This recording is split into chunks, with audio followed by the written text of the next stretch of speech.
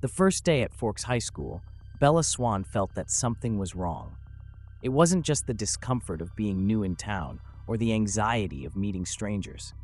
It was something deeper, a strange emptiness inside her, as if there was something she was supposed to remember, but her mind refused to bring it to the surface.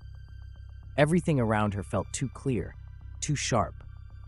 She could hear the murmurs of the students on the other side of the cafeteria, distinguish the soft rustling of the teachers' clothes as they walked, and see every little detail in the room, from the texture of the paint on the walls to the tiny crack in the hallway floor. And then she saw him. Edward Cullen was on the other side of the cafeteria with his family, watching her with an intensity that sent a chill through her veins. But it wasn't just a curious glance, nor the fleeting interest of someone who had just noticed a new girl. No, his expression was one of pure recognition. In the instant their eyes met, the world seemed to slow down. Bella felt something stir inside her, as if her body knew something her mind had yet to understand. This couldn't be the first time she was seeing Edward Cullen. Something in his gaze told her they weren't strangers. But that was impossible. For the next week, Edward disappeared from school. Bella shouldn't have cared, but she did. She couldn't get his image out of her head, nor the feeling that there was something hidden between them.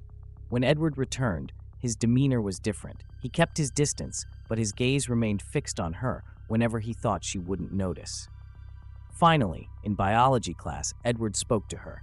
"You should be more careful, Bella." She frowned, a shiver running down her spine. "Careful of what?" "Yourself." The phrase haunted her for days.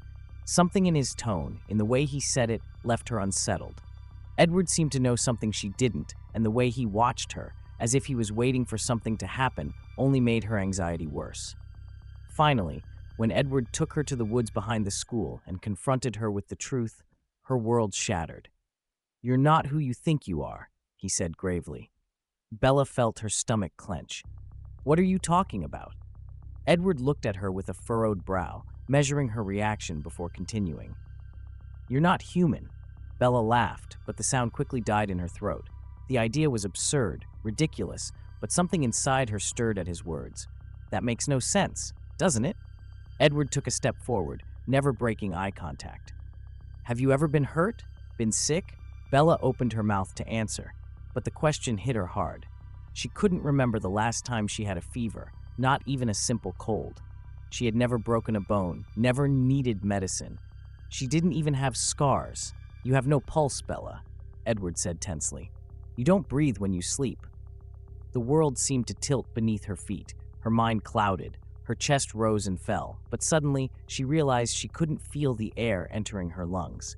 That night, Bella woke up in the middle of the woods, her clothes stained with blood. In front of her, the corpse of a deer lay on the grass, its neck torn open.